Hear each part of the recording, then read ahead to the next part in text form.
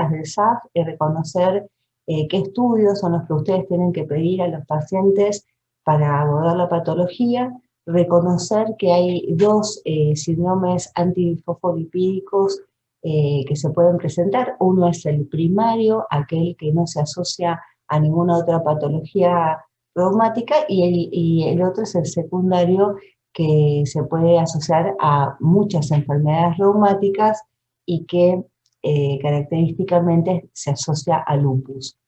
Es una entidad multisistémica. Ahora vamos a ver todas las manifestaciones cuando abordemos la parte clínica. Saber que es una trombofilia adquirida autoinmune, o sea, nadie nace con SAP, es algo que se va adquiriendo porque está inmunomediado, está relacionado con la presencia de anticuerpos en sangre.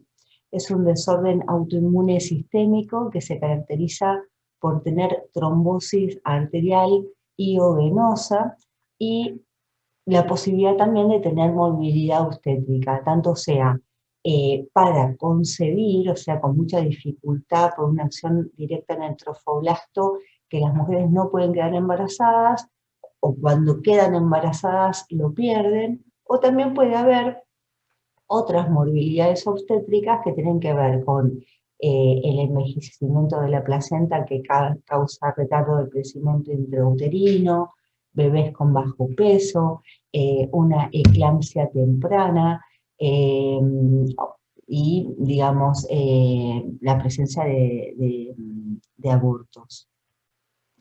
Inicialmente se describió en lupus, rápidamente se reconoció también que podía existir la forma primaria.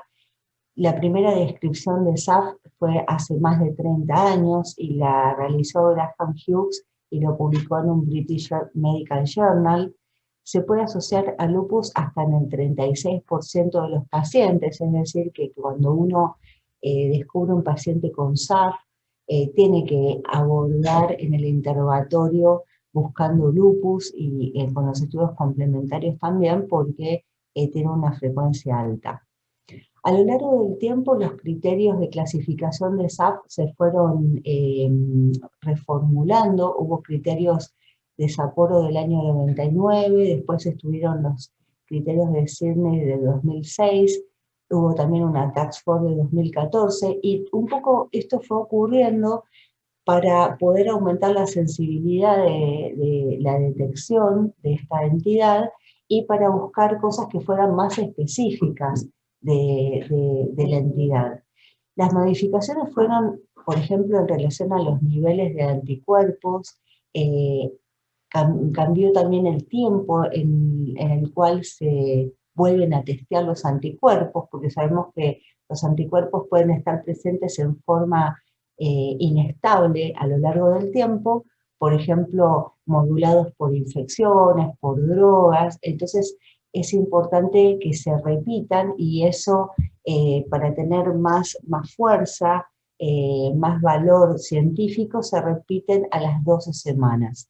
También se sacaron otras cosas que pertenecían inicialmente a los criterios de clasificación, que son la trombocitopenia, la BRL falsa positiva, y se agregó la determinación de otro anticuerpo que es la anti-beta 2 glicoproteína 1.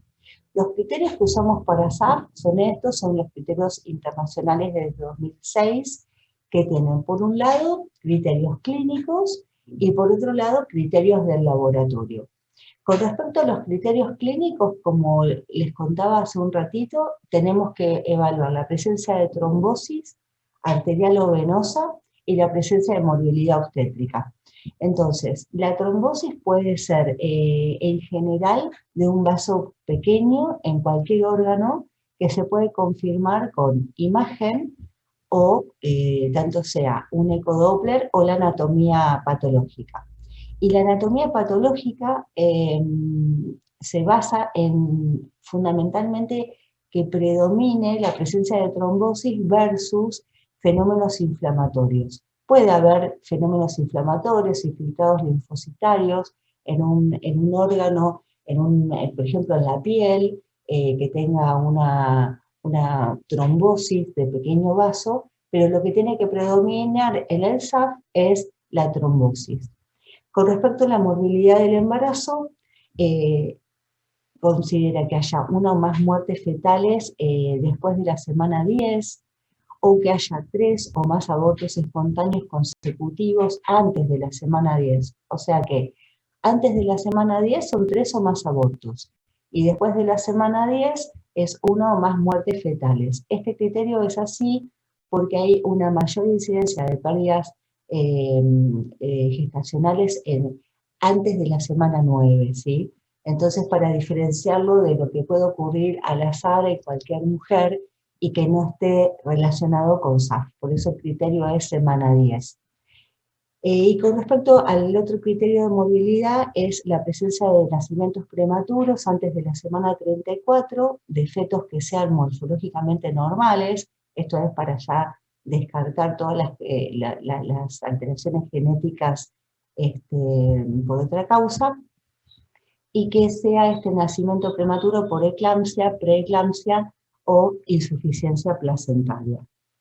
Con respecto a los criterios de laboratorio, pueden ser cualquiera de estos tres: la presencia del inhibidor lúpico o anticoagulante lúpico, las anticardiolipinas IgG o IgM, y las anti-beta-2 glicoproteínas 1, IgG-IgM. Doctora, una pregunta.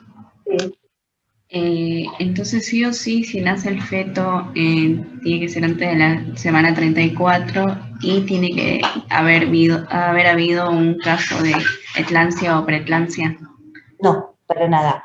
La paciente lo que tiene que tener es cualquiera de esas tres cosas que hablamos. Pueden ser los 3 abortos antes de la semana 10, o la pérdida fetal después de la semana 10, o la eclampsia, ¿sí? Cualquiera de esos tres, pero no es que tiene que ser uno de estos más otro, sino que puede ser cualquiera de esos endpoints.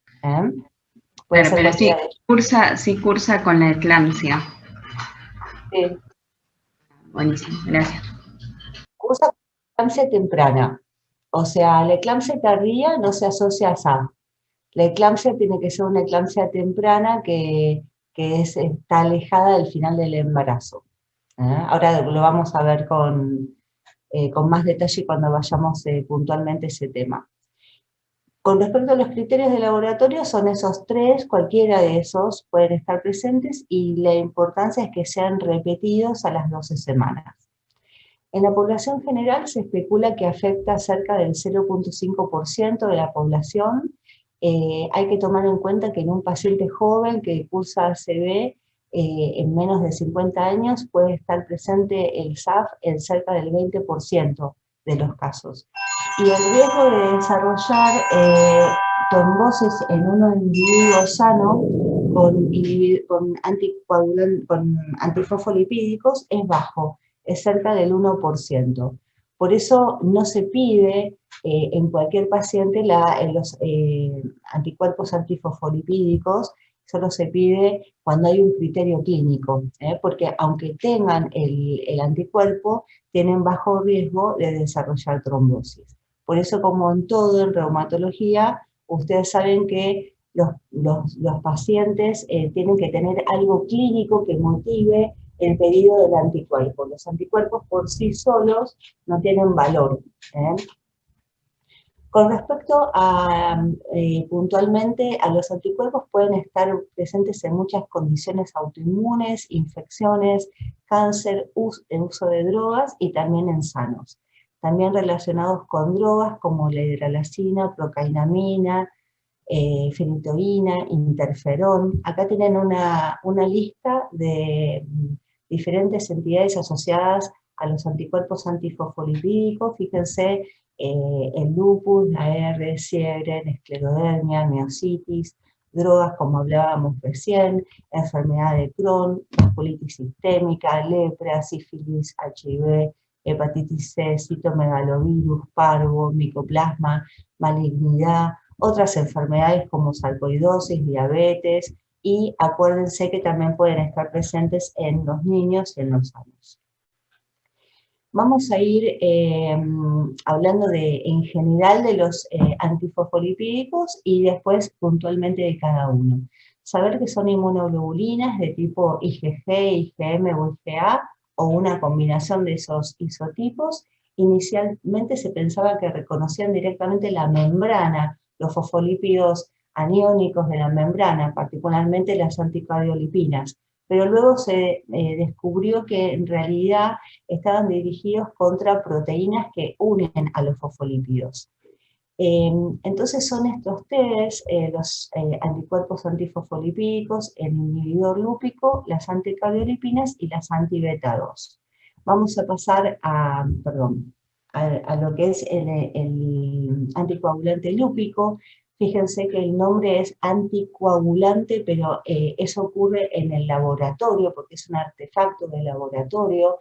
En realidad, clínicamente lo que va a producir es trombosis, ¿sí? Es una medida funcional de la capacidad de los antifosfolípidos de interferir en la coagulación en etapas fosfolípido dependientes, inhibiendo sobre todo la vía intrínseca. Es un anticoagulante muy específico para marcar la presencia de SAF, tiene mucho peso en el diagnóstico y tiene una prevalencia estimada en lupus de hasta el 65%. Puede estar presente, por ejemplo, el anticoagulante lúpico y que estén negativas las anticardiolipinas y viceversa. Es por eso que siempre hay que pedir los tres cuando sospechamos SAF. Y en la mayoría de los casos es específico para ligar la beta-2-glicoproteína 1 o protrombina. Con respecto a las anticardiolipinas, originariamente se describieron por radioinmunensayo en el año 83, el primer ELISA se realizó en el año 85, y los ensayos de anticardiolipinas detectan diferentes subpoblaciones de autoanticuerpos, y aquellos dirigidos contra proteínas de unión al fosfolípido, como la beta-2-glicoproteína.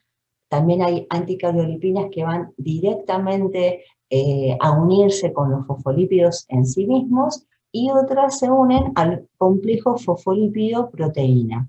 Acá tengo una foto que les voy a mostrar de un libro que es algo esquemático para que lo puedan ver.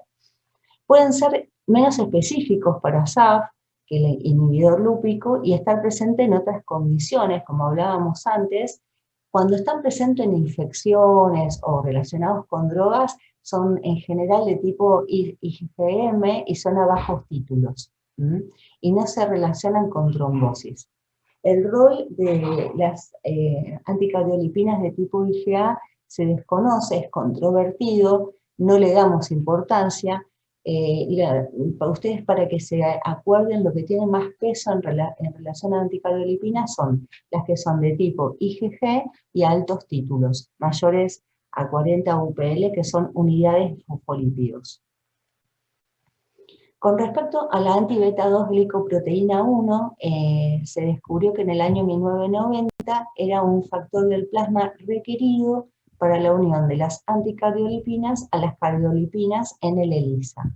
Es una glicoproteína presente, es un conjunto de aminoácidos que son constitutivos del plasma normal, que tiene cerca de 300 aminoácidos en 5 dominios. Estos son los 5 dominios, 1, 2, 3, 4 y 5. Esta es la membrana con los fosfolípidos con la carga aniónica negativa, y este es el dominio 5 de la anti-beta-2-glico1, que se une con sus cargas positivas a las cargas negativas de la membrana, ¿sí? Esto es lo que decíamos antes, que las anticardiolipinas se pueden unir acá arriba a la a la beta-2-glicoproteína 1, se pueden unir directamente a los fosfolípidos o se pueden unir a la unión de la beta-2-glico1, el fosfolípido y la anticardiolipina. Es más específica la anti-beta-2-glico1 para detectar trombosis, tiene mucho peso, es como el inhibidor lúpico, y también se relaciona con alteraciones de anticuerpos ligados a autoinmunidad, que es lo que son los anticuerpos patogénicos, o sea que cuando uno descubre un anticuerpo que está relacionado con una con un evento, ¿sí? Con un evento clínico. Se cree que solo el del 3 al 10% de los SAP tienen solamente la anti-beta 2 glicoproteína 1, o sea que fíjense que es muy poco frecuente, pero cuando está presente tiene mucho poder. Hay estudios de subpoblaciones de anti-beta 2 glico 1 que se sabe que todos los dominios pueden ser target de las anticardiolipinas, pero el más importante sería el 1, que es la porción extracelular. Con respecto a la fisiopatogenia, y esto es lo que yo les decía, cuando vean una patología piensen, bueno, cómo se presenta, qué tiene el paciente, cuál es la patogenia, porque eso es lo que les va a ayudar después a saber cómo tratar la enfermedad. En el SAP tenemos un mecanismo protrombótico y un mecanismo no trombogénico. ¿Qué significa? Que el paciente se le van a tapar los vasos, pero van a ser por dos mecanismos, ¿sí? Un mecanismo es el de la trombosis en sí, que tiene que ver con la interferencia en la vía intrínseca, generando factor 11, que se activa rápidamente, interfiere en el sistema de la proteína C, activa plaquetas, produce un aumento de la expresión del factor tisular, que es liberado por los monocitos, y todo eso genera una activación del endotelio, inflamación y trombosis. Y también aumentan la expresión de moléculas de adhesión, las ICAM, las BICAM y la liberación de citoquinas.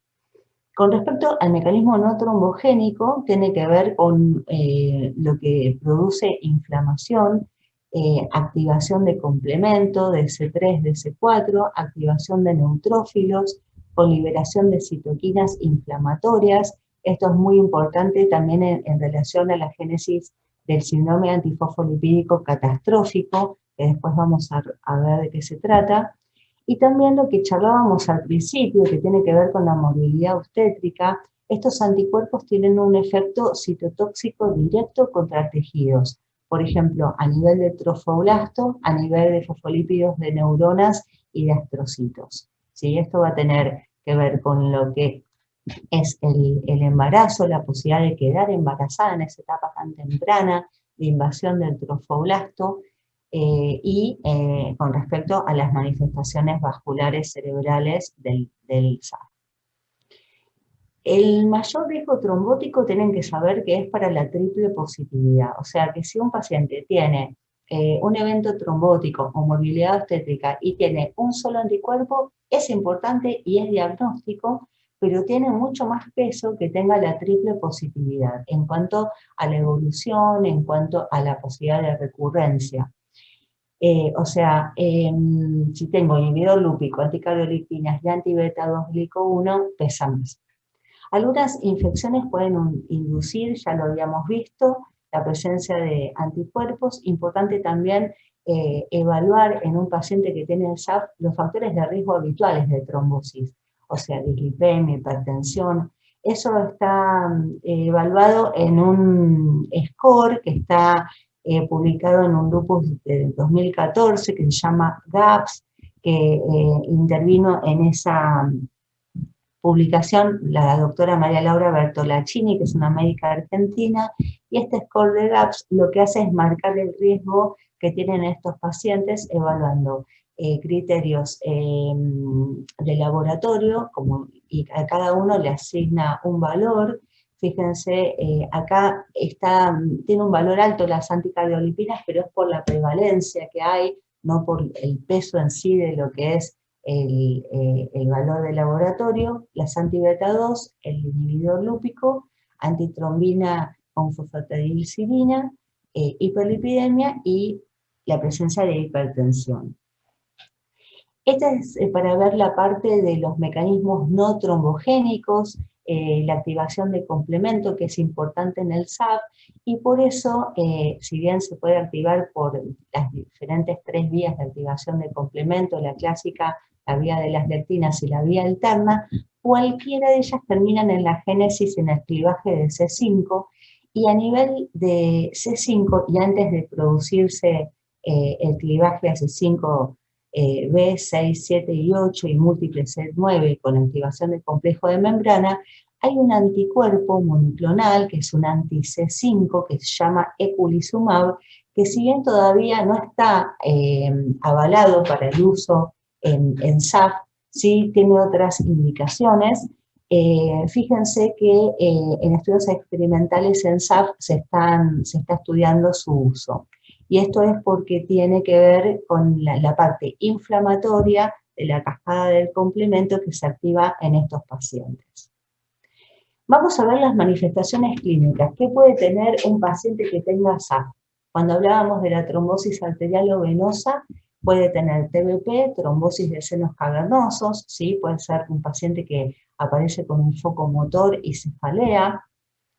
Manifestaciones arteriales dentro de este contexto, la presencia de ACV. La migraña, si bien es muy frecuente en SAF, es controvertido, es importante analizarlo en contexto no llega a ser la migraña de peso para tomarlo como un síntoma, pero sí es importante preguntarlo en el paciente porque puede sumar en el espectro diagnóstico. A nivel de piel, presencia de livedo reticularis, úlceras cutáneas, el patrón de la livedo reticularis, que es ese patrón marmóreo. ¿Ustedes saben lo que es livedo?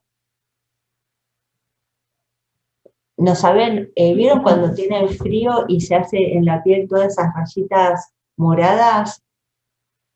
Bueno, eso se llama livedo reticularis, que no significa que tenga SAP, porque nos pasa a casi todos. Pero sí, en el SAP, la livedo reticularis, en vez de tener un patrón cerradito, queda con un patrón abierto, y eso, esa presencia de ese patrón irregular se asocia a SAP, y en general es de mal pronóstico y se relaciona con enfermedad más severa. Puede haber hemorragias en astillas o unguiales que se aparecen como rayitas rojas o negras abajo de la uña, cuando no se asocia a un traumatismo, ¿no? Puede haber presencia de gangrena, púrpura, puede haber nódulos dolorosos y eritema y pápulas palmoplantares. Acá, para que vean la livedo reticularis, es este dibujito marmóreo que en el SAP queda abierto. Ven que acá está cerrado, bueno, acá está abierto, ese es el patrón que yo les decía. Estas son úlceras cutáneas, acá también tenemos el livedo, parece más un livedo más fijo este, pero fíjense, ven que tiene un patrón abierto. Son ulceraciones, porque cuando estos pequeños vasitos se tapan, obviamente la lesión vascular genera que esa piel no esté vital, y entonces se produce exulceraciones y erosiones, y de ahí se pueden ya producir lesiones más graves cuando el vaso es más grande, y se produce una úlcera o una gangrena. Este es el livedo reticularis y la livedo racemosa. Racemosa es porque tiene forma de racimo. En este caso es una PAN, por eso hay que hacer diagnósticos diferenciales con vasculitis, ¿sí? Pero clínicamente se pueden parecer. Otras lesiones, pero más extensas, con gangrena digital, lesiones necróticas, ¿sí? Distales, que tiene que ver con el compromiso de estos vasos, ¿sí? Hay diferentes manifestaciones que puede tener el paciente dependiendo de la severidad. A nivel del sistema nervioso central, también deterioro cognitivo, desde manifestaciones leves a demencia, disminución de la marcha, de la velocidad de la marcha, trastornos de concentración. También puede haber problemas psiquiátricos, ¿sí? Trastornos del humor, trastornos psicóticos, puede haber mielitis, trastornos del equilibrio, es diagnóstico diferencial de esclerosis múltiple, puede haber convulsiones, corea, mielopatía transversa, hipoacusia. Muy importante pensar cuando hay hipoacusia sensorio-neural, si bien puede haber presencia de otras patologías que se estudian con anticuerpos anticocleares y que tienen tratamiento con corticoides a altas dosis, en un paciente que tiene pérdida auditiva también tenemos que pensar en SAF, ¿sí? Presencia de isquemia retinal y coroidea. Presencia de ACV, ¿sí? Con lesiones a nivel de la resonancia magnética, con presencia del FLAIR, que va a mostrar difusión positiva en una etapa temprana, cuando la tomografía todavía es negativa. A nivel cardíaco, enfermedad coronaria, lesiones valvulares que pueden estar presentes hasta un 75%. La mayoría son asintomáticas, entonces es importante también en un paciente que tiene sospecha de SAF hacer un ecocardio transtorácico, ¿sí? La válvula más afectada es la mitral, le sigue la aórtica y finalmente la tricuspidia. También puede dar síndrome X, o sea, la presencia de angina, dolor de pecho típico en un paciente que tiene una ergometría positiva, pero que después va a una cinecoronariografía y las coronarias son normales. Bueno, esos pacientes también hay que estudiarlos para ver si no tienen SAP. ¿Sí? También pueden ser otras causas, pueden ser vasospasmo, que se tratan con bloqueantes cálcicos, pero me refiero que estas son todas las manifestaciones que pueden presentar el paciente que tiene SAP. A nivel pulmonar, la trombosis a nivel de un vaso pulmonar, el tromboembolismo pulmonar, también la hipertensión pulmonar, no es frecuente, puede estar hasta un 3.5% de los casos, y el distrés respiratorio generalmente en contexto del SAF catastrófico, ¿sí? Que es esto, el CSAF, con una mortalidad alta de hasta un 52%.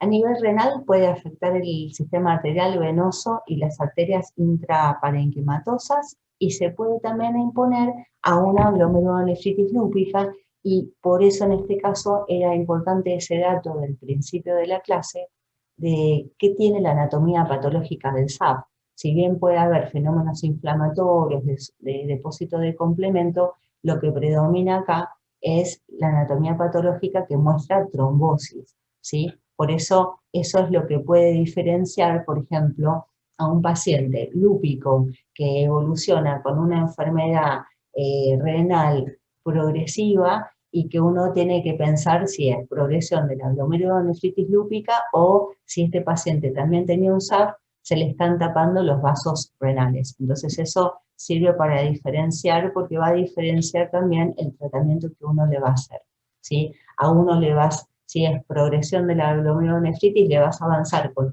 la inmunosupresión y si es un SAF, que es lo que está produciendo el mayor deterioro renal, se va a anticoagular. Por eso es importante.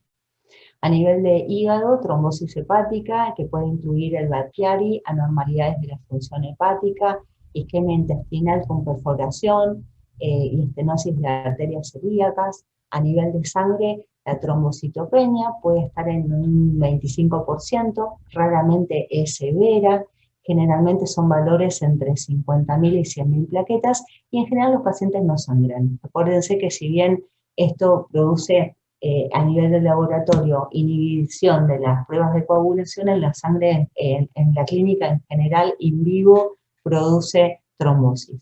Puede también haber anemia hemolítica, que a veces se asocia a la trombocitopenia y constituye el síndrome de Evans. A nivel osteoarticulomuscular puede haber necrosis avascular de huesos, fracturas metatarsianas de columna y de costillas, insuficiencia suprarrenal, hipopituitarismo, compromiso ovárico, o sea, cualquier vaso se puede tapar y depende de dónde se localice, va a producir las manifestaciones. Si es a nivel de una glándula, van a producir su hipofunción o falta de función. Vamos a pasar al tratamiento. El tratamiento se basa en la heparina no fraccionada, el sulfato de hidroxicloroquina, las estatinas. Puede usarse la plasmaféresis por 7 a 10 días. Hay casos de tratamiento por 3 años. Hay que considerar que esto interfiere con la anticoagulación y puede llegar a tener hasta un 70% de respuesta. Las gamma-globulinas en casos graves, de 400 miligramos kilo día por 5 días o 2 gramos kilo dividido en 5 días. ¿Qué pasa con lo que son las recurrencias del SAF? La recurrencia cuando se presenta repite el mismo circuito, es decir, si fue una trombosis arterial vuelve a taparse una arteria y si fue una trombosis venosa lo mismo con la vena. Y en general es temprana, se presenta entre los 3 y las 6 meses. Si el paciente fue refractario y estaba anticoagulado con un RIN entre 2 y 3, lo que se hace es llevarlo a un RIN de mayor valor, entre 3 y 4. Y si el paciente, estando con un RIN de 3 a 4, vuelve a tener un evento trombótico, se agrega aspirina o clopidogrel. Con respecto a la prevención primaria, es el tratamiento de la hidroxicloroquina tiene un beneficio. En relación a esto, me gustaría también contarles que es muy importante saber que la gente que toma anticonceptivos, que no tengan un síndrome antifosfolipídico no diagnosticado. ¿Por qué? Porque si es una mujer joven que nunca tuvo una trombosis, es importante saber que no tenga estos anticuerpos, porque si no, aumenta en 20% el riesgo de tener un evento vascular. O sea que es bastante importante saber eso, se los doy como recomendación personal y para sus amigos, familia, etc. ¿Sí? Eso sí es importante, si bien si está presente el anticuerpo nadie va a hacer tratamiento porque no está acompañado de nada clínico, sí no sumar otra cosa protrombótica como los anticonceptivos en esa persona. Con respecto a las estatinas, lo que tienen es un efecto estabilizador de membrana y es por eso que tienen un efecto antiinflamatorio e inmunorregulador. Sirven en la prevención primaria y secundaria a nivel cardiovascular, como ustedes saben, y en SAF disminuye la activación endotelial, la producción de citoquinas y la expresión del factor tisular, que es el mayor iniciador de la coagulación in vitro. Vamos a pasar un poquito a lo que es embarazo. Con respecto a la preeclampsia, lo que hablábamos antes que preguntaba Fabiola, esto es la preeclampsia, se puede presentar hasta en un tercio de los pacientes con SAF y el inicio es precoz, antes de la semana 34. Por eso no es que es cualquier preeclampsia o eclampsia, sino es una eclampsia temprana. La preeclampsia cerca del término del embarazo no se asocia a SAF. Tiene también mayor riesgo del HELP, de esta entidad que se asocia, que presenta hemólisis, elevación de transaminasas, plaquetopenia y proteinuria, y también puede asociarse a insuficiencia placentaria con bajo peso al nacer. 30% de los pacientes de mamás que tengan SAF van a tener un nacimiento pretérmino, y la placenta puede mostrar en estos casos también signos de envejecimiento prematuro con infartos extensos, necrosis y trombosis. Para repasar un poquito lo que hablábamos del criterio, la pérdida inusualmente alta antes de la semana 10, a diferencia de la población general, que presenta una pérdida esporádica o recurrente en un periodo preembrionario antes de la semana 6, ¿sí?, de embarazo, o sea, cuando el embarazo tiene 1 mes y medio más o menos, con el periodo embrionario entre la semana 6 a 9. Esto es lo que pasa en general en la pérdida al azar de un embarazo. Ahora, cuando pasa de la semana 9, o sea, cuando es cerca de la semana 10, ahí es donde está relacionado con el SAF. La prevalencia de antifosfolipídicos en la población obstétrica es baja, menor al 2%, por lo cual no se sugiere su búsqueda, pero la pérdida de 3 o más embarazos en el primer trimestre sí debe ser estudiada. Cuando hablamos de pérdida gestacional recurrente, estamos hablando de abortos precoces y tardíos hasta la semana 22. Eso es lo que habla de la pérdida gestacional recurrente. La muerte fetal es cuando estamos más allá de la semana 23. Estos son como criterios de definiciones que les paso. El retardo del crecimiento intrauterino, la pérdida de bienestar fetal y el desprendimiento prematuro de placenta no muy cerca son también otras cosas que se pueden asociar a SAF. Y el parto pretérmino también antes de las 34 semanas asociado a eclampsia. Todo esto entra dentro de lo que es la morbilidad obstétrica. Cuando una mamá tuvo un episodio trombótico relacionado a SAF, se sugiere aguardar para el próximo embarazo por lo menos 6 meses. ¿Cómo podemos tener más en vista a estas pacientes para verlas más de cerca? Nos ayuda el ecodoppler, tanto de las arterias uterinas como de la arteria umbilical.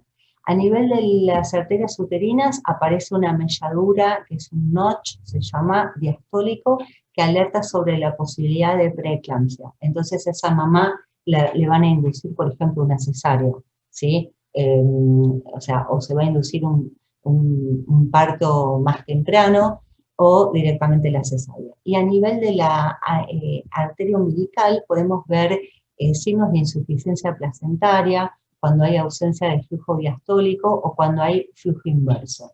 Y estas pruebas deben empezar a completarse al menos entre la semana 20 y 24, para poder llegar a mejores resoluciones en cuanto al embarazo. Bueno, entonces, buenas noticias tengo para contarles porque con el tratamiento antitrombótico el resultado perinatal de una mamá va a mejorar hasta en un 80%, y eso es un montón, ¿sí? Aunque las complicaciones pueden estar presentes entre un 20 y 30%. Gracias a todos los estudios en SAF, muchas mujeres que no podían quedar embarazadas, quedan embarazadas con heparina y cursan sus embarazos muy bien. Entonces esto es muy importante, saber que se puede lograr, ¿sí? Hay que hacer eco-obstétrica en cada visita y el ecodoppler, como decíamos recién, de las arterias uterinas y la unidad fetoplacentaria desde la semana 20. Con respecto a SAF y embarazo, tenemos el tratamiento con aspirina en una dosis baja de 50 a 200 miligramos día. Con estos efectos antiplaquetarios es a veces suficiente, asociado a la heparina solo profiláctica. Algunos autores suspenden una semana antes del parto, excepto cuando los pacientes tienen antecedentes de ACV o trombosis arterial cerebral o infarto, o sea, en aquellos donde realmente uno quiere que siga con aspirina la paciente hasta último momento. Acordémonos que el embarazo y el puerperio son fenómenos, momentos trombogénicos a nivel incluso de cualquier mujer no SAF, así que por eso a veces se mantiene, y en esta dosis no se asocia a cierre prematuro del conducto arterioso. Con respecto a la heparina, tenemos heparina de bajo peso molecular, que constituye la enoxaparina, la dalteparina, que se aplica una vez por día, es cara. Piensen que estas pacientes tienen que estar 9 meses pinchándose, y por eso es mucho mejor usar esta de bajo peso y versus la heparina no fraccionada, que se tiene que usar 2 veces por día. Así que por eso en general se usa la enoxaparina, que tiene menos riesgo de sangrado, de osteoporosis y de trombocitopenia, porque hay una trombocitopenia inducida por heparina en relación a anticuerpos. Entonces, esta es la más segura. Hoy en día, en contexto del COVID y con todos los pacientes estando con tromboprofilaxis para COVID, la heparina de bajo peso molecular hoy en día, porque está en falta o restrictiva en todo el mundo, se guarda para las embarazadas. Porque todos los pacientes con SAF tienen que estar con heparina. Entonces a los pacientes, perdón, todos los pacientes con COVID tienen que estar con heparina cuando tienen lactantes de fase aguda elevados o digamos, eventos trombóticos. Entonces, por eso, hoy en día se los comento como dato, se guarda en lo posible para las embarazadas. La dosis profiláctica son 20 a 40 miligramos día, la enoxa viene de 0,2, 0,4, 0,6, y entonces sería una inyección de 40 miligramos día, y la dosis anticoagulante 1 a 1,5 miligramos kilo día, o 1 unidad kilo cada 12. Está indicada desde el primer trimestre hasta la 6ª semana posparto. Es muy importante recordar esto, o sea, una vez que nació el bebé y ya tiene 1 mes y medio, tiene que seguir la mamá dándose la heparina, porque si no puede tener un desenlace trombótico, y se suspende 12 a 24 horas antes del parto y se restablece después de un día del epidural o de la amniocentesis.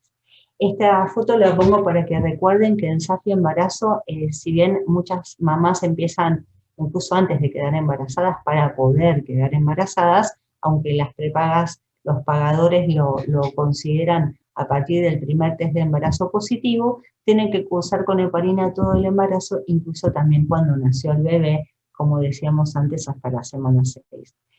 Otros tratamientos, las warfarinas están contraindicadas en la etapa de organogénesis y se suspende en la semana 36 o 2 semanas después, antes del parto, o sea, una vez pasada la semana 12. La hidroxicloroquina la usamos siempre porque es un medicamento muy noble con un efecto antitrombótico muy importante en estas pacientes.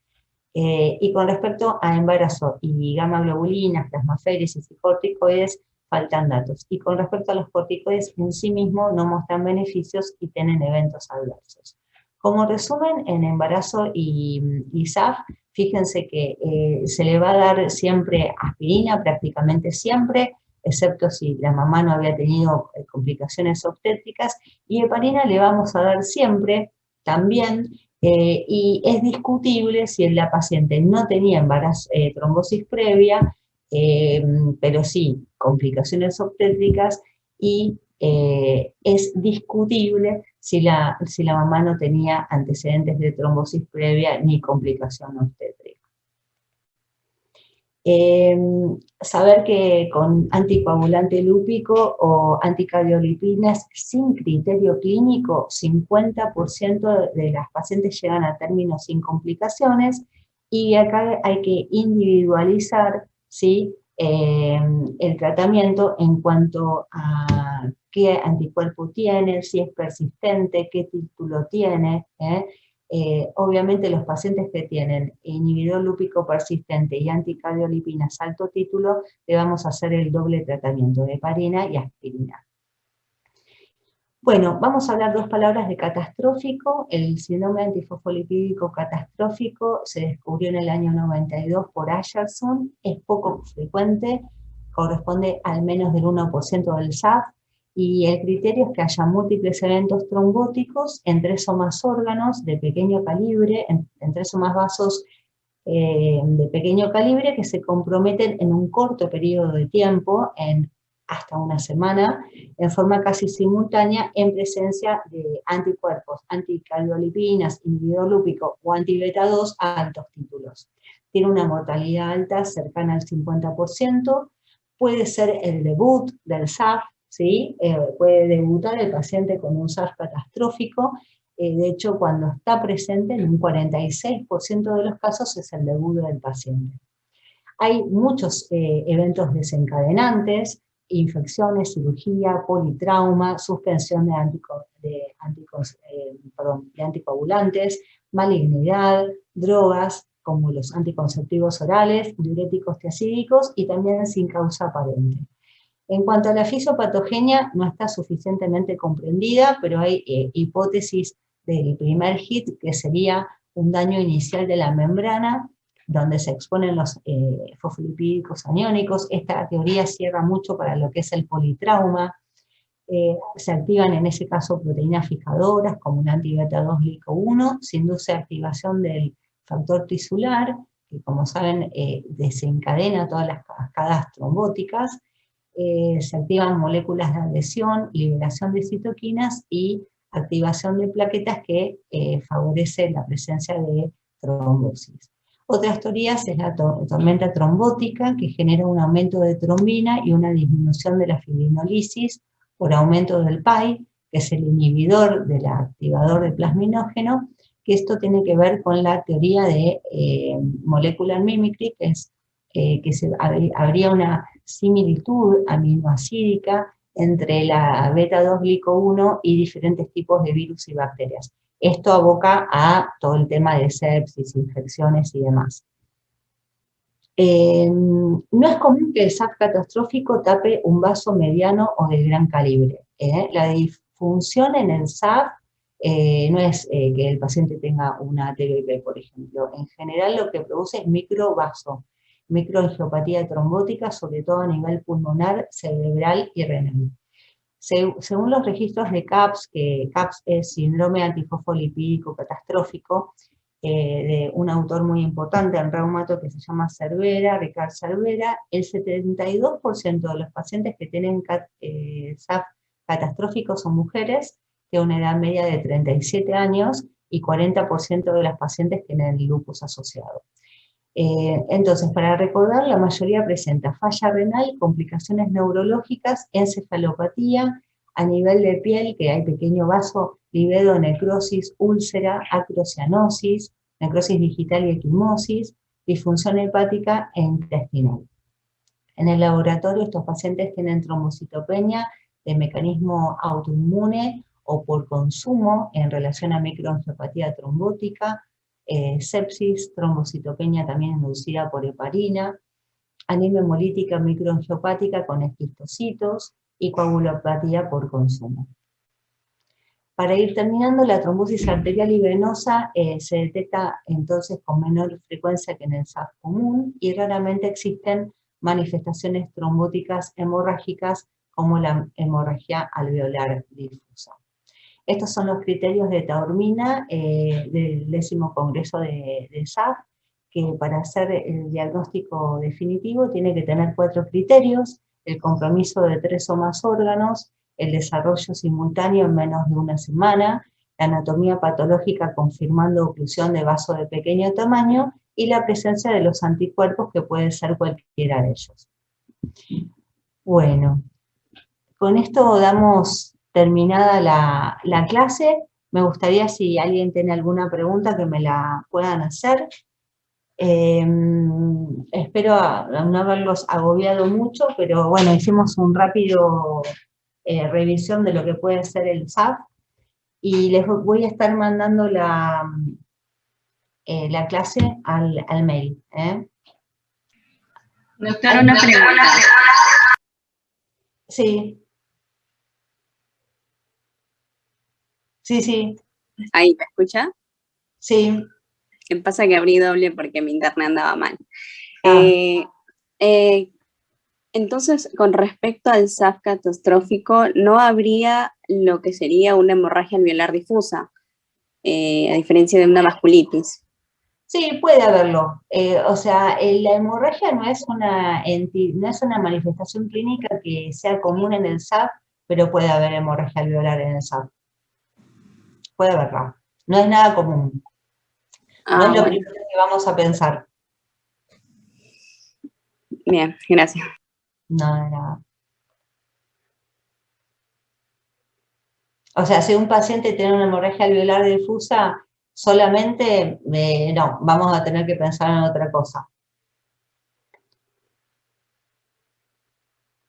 Claro, ahí como, o sea, yo tenía la duda porque era como en vasculitis ANCA, como que nos dejaron muy en claro de la hemorragia alveolar difusa y de todo ese patrón, pero tendría que estar asociado con el laboratorio también. Claro. En el caso de vasculitis, ¿decís? Sí. Sí, pero podés tener el laboratorio negativo. Fíjate que cuando estudies vas a ver que cuando focalices la prevalencia de los anticuerpos ANCA en las vasculitis no es 100%. O sea, claro. Vos podés tener hasta cerca de un 30% de pacientes, tanto en ANCA-P como en ANCA-C, que tienen negativos los anticuerpos. Por eso es muy importante la sospecha, hacer un buen interrogatorio, porque hay otras cosas que te van a ayudar a hacer el diagnóstico. Si tenés los anticuerpos es genial, es mucho más fácil. Es mucho más fácil porque al criterio clínico vos le sumás una evidencia objetiva y bueno, obviamente es mucho más fácil, pero no es que siempre vas a tener presente. Vas a ver, cuando estudies GPA, EGPA, fíjate cuántos pacientes no tienen el anticuerpo. Vas a ver que vas a encontrar un porcentaje de hasta un 30%. En las series de casos se ve eso mucho. Bueno.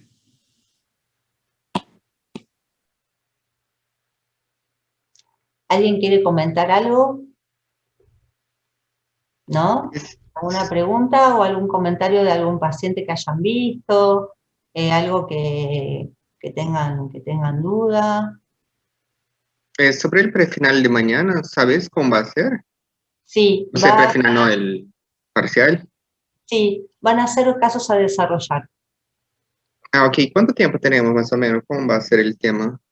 No sé, no sé, pero queremos después ver, ustedes después de esta cursada, ¿cómo va a ser? A ver, no sé, pero no desde la buena onda, o sea, van a tener tiempo para hacerlo, porque lo que queremos hacer es plantear casos que están muy lindos y van a ser datos clínicos y preguntas es, bueno, usted tiene un paciente que tiene una poliartritis. Bueno, tiene tal edad, tal antecedente.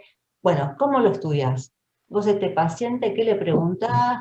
¿Qué pensás que puede tener? Bueno, ¿qué le pedirías? Bueno, ¿cómo lo tratarías? ¿Qué diagnósticos diferenciales haces? ¿Entendés? Cosas así. O sea, cosas bien, bien de estudiar, pero no de dato pequeño. ¿Entendés? Nadie te va a preguntar en el CAPS de Ricard Cervera cuántos eran lupus. No, no va a haber ninguna pregunta así. Estudien bien como para aprender cada tema, que van a ver que les va a ir bien en el examen, porque son cosas de integración. Es un examen integrador, ¿sí? Y después tenemos ganas de poder hacer una devolución con ustedes, pero ahí hay que ver en qué horario ustedes pueden. Anticipándome, ustedes después de esta cursada, ¿cuál hacen? O sea, Nefro, creo que viene. Nefro. Ah, mira, les va a Creo que venir. viene Nefro. Ah, mira, Sí, sí, va a estar viene bueno. esto después. Se les van a juntar ahí algunos datos, va a estar bueno. Eh, bueno, por ejemplo, ¿vieron cuando vayan a ver nefro y si hablan de la hemoglobinuria paroxística nocturna? ¿Vieron cuando abajo en la cascada de complemento estaba el eculizumab ahí bloqueando el C5? Para la hemoglobinuria paroxística nocturna está avalado el eculizumab, que es la droga, una de las drogas más caras del mundo. Para eso y, bueno, para otras patologías. Pero, bueno, la pregunta era si tenían algún momento libre para que después, cuando corrijamos los exámenes, tengamos alguna devolución, por ahí de grupitos de A6, teníamos idea de hacer eso. Pero bueno, teníamos que encontrar un espacio de tiempo por ahí a la tarde para poder hacerlo. Eso mañana ya lo vamos a hablar. ¿Ustedes podrían a la tarde algún día? yo no, ¿Esto mañana sería la tengo un semana que prefinal. viene? Ah, ok. Claro, esto sería recién la semana que viene. Sí, sería la semana que viene. Depende Sí, cada porque uno. ya, Hay algunos claro. que trabajan y demás, pero se podría arreglar algún horario que Sí, por ahí puedan. algún horario bien temprano, si no a la mañana, para los que quieran mantener la devolución. Por ahí está bueno para hacer algo más integrador. Pero bueno, yo se lo voy a comentar. Hoy tienen la clase de espondiloartritis, ahora a las 11:30, con la doctora Zafarana. Así que yo le voy a comentar que después ustedes hacen nefro y que algunos trabajan a la tarde, entonces bueno. Y a última hora, algún día, por ejemplo el martes, qué sé yo, a las 7:30, 8 de la noche, mucho lío. En mi caso podría, pero bueno, no sé, habría que preguntar a cada uno. Sí, yo en eso